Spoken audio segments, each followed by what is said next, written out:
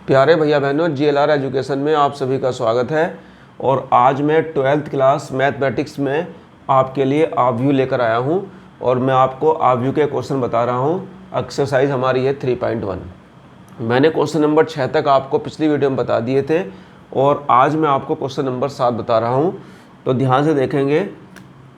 Question number 7 है हमारे पास a minus b 2a plus c 2a minus b 3c plus d और is equal to दिया है आव्यू में -15013। इसमें ध्यान से देखेंगे, जो पहला वाला मैट्रिक्स हमारे पास है आव्यू, उसका जो ऑर्डर है, क्रम है, वो 2 गुणा 2 का है। और जो दूसरा वाला मैट्रिक्स है उसका भी क्रम 2 गुणा 2 का है।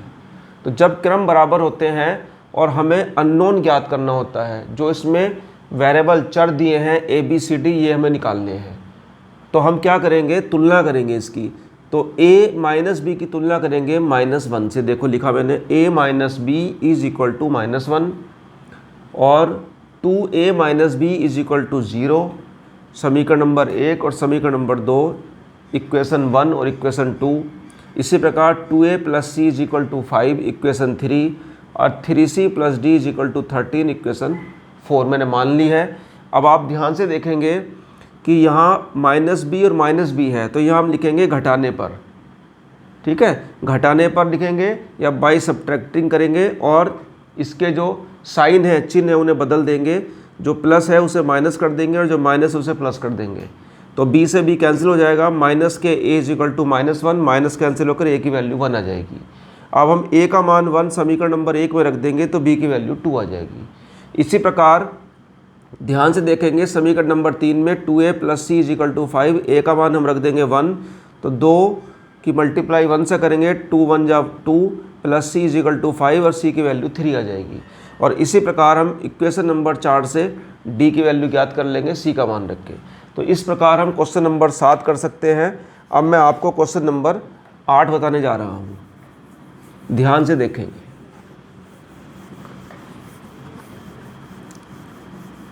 सारणिक, इसके बाद आप पढ़ेंगे सारणिक और आव्यूह। ठीक है, डिटर्मिनेंट्स और मैट्रिक्स, ये दोनों चैप्टर बहुत महत्वपूर्ण हैं और कम से कम 15 नंबर का इनमें से आता है। तो क्वेश्चन नंबर 8 है, क्वेश्चन नंबर 8 है a इज इक्वल टू दिया है a i j। ये जो i j है ये डिनोट करता है पंक्ति और स्तंभ को, रो और कॉलम को।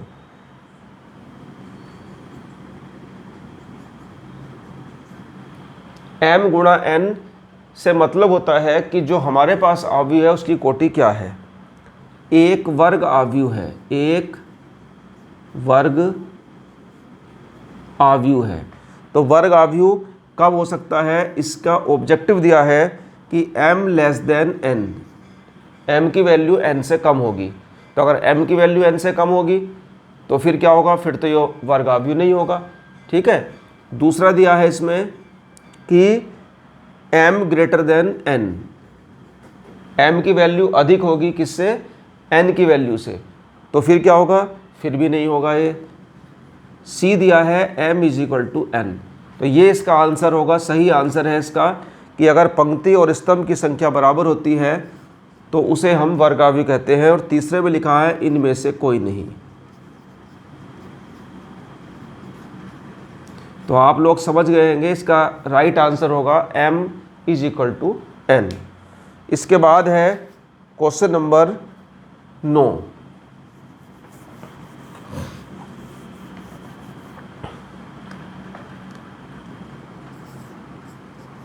जो क्वेश्चन नंबर 9 है उसमें हमें x और y की वैल्यू ज्ञात करनी है। x y ज्ञात करना है उसमें हमें, और इसमें दिया है 3x प्लस 7 y प्लस 1 5 और 2 minus 3x is equal to 2 गुणा 2 का मैट्रिक्स है 0 8 y माइनस 2 4। ठीक है, तो यहाँ भी इसके आंसर दिए हैं हमारे पास। ए में दिया है x की वैल्यू 1/2, 1/3 और y की वैल्यू दी है मुझे 7, और बी आंसर में दिया है कि ज्ञात करना संभव नहीं है, ज्ञात करना संभव नहीं है। और सी में दिया है y = 7 और x = दिया है -2/3, और इसका डी आंसर दिया है x = -1/3 और y = दिया गया है -2/3। तो यहाँ देखेंगे हम कि कौन सा इसका आंसर होगा।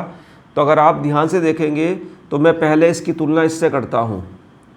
तो 3x + 7 = 0, तो यहाँ से x की वैल्यू -7/3 आ जाएगी। तो अगर आप ध्यान से देखेंगे तो 7/3 इसमें से कहीं नहीं है, परंतु यहाँ भी ध्यान से देखेंगे हम, इसमें भी x की वैल्यू है, तो इसकी तुलना भी मैं इससे कर सकता हूँ।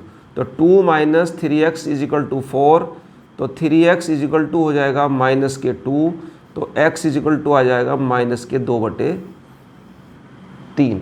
तो अगर आप यहाँ से देखते हैं तो यहाँ से x की वैल्यू -2/3 आ गई, तो -x की वैल्यू 2/3 यहाँ दे रखी है, परंतु यहाँ x की वैल्यू -7/3 भी आ रही है।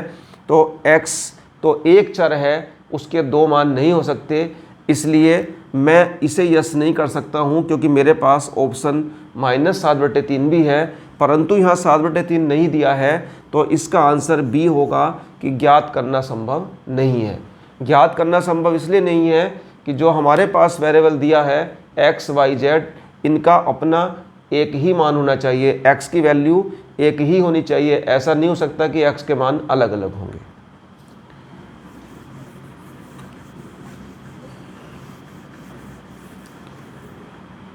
क्वेश्चन नंबर 10 है, इसमें लिखा है 3 × 3 कोटि, 3 × 3 कोटि के अवयवों की संख्या ज्ञात करो, जबकि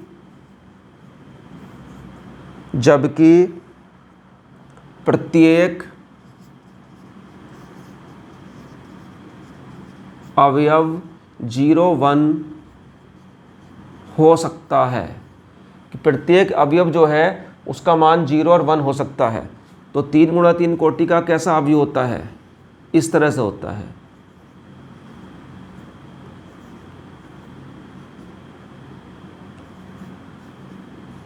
इस तरह का अवयव होता है। इसका मतलब क्या हुआ कि इसमें 3 पंक्ति होंगी और 3 कॉलम होंगे। हम प्रत्येक अवयव को 2 प्रकार से लिख सकते हैं। हम प्रत्येक अवयव को 2 प्रकार से चुन सकते हैं, अर्थात मैं ए के स्थान पर 0 भी रख सकता हूं और मैं 1 भी रख सकता हूं। इसी प्रकार से हम बी को भी 2 प्रकार से चुन सकते हैं और सी को भी 2 प्रकार से चुन सकते हैं। ठीक है, तो इस प्रकार से यह एक पंक्ति को हम 8 प्रकार से चुन सकते हैं। तो हमारे पास कितनी पंक्तियां हैं? हमारे पास हैं 3 पंक्तियां। तो दूसरी पंक्ति को भी हम 8 प्रकार से चुनेंगे और तीसरी को भी 8 प्रकार से चुनेंगे। तो जो संबंध होगा वो 8 × 8 × 8 = 512। इस प्रकार हम कर सकते हैं। नेक्स्ट वीडियो में मैं आपको 3.2 जो हमारी एक्सरसाइज है NCERT बुक्स की जो चल रही है, मैं वो शुरू करूँगा, और आप हमारे साथ बने रहिए। अगर आपको हमारी वीडियो अच्छी लग रही है, हमारा पढ़ाया हुआ समझ में आ रहा है, तो आप हमारी जो चैनल है उसे सब्सक्राइब कीजिए और हमारी वीडियो को देखिए। धन्यवाद।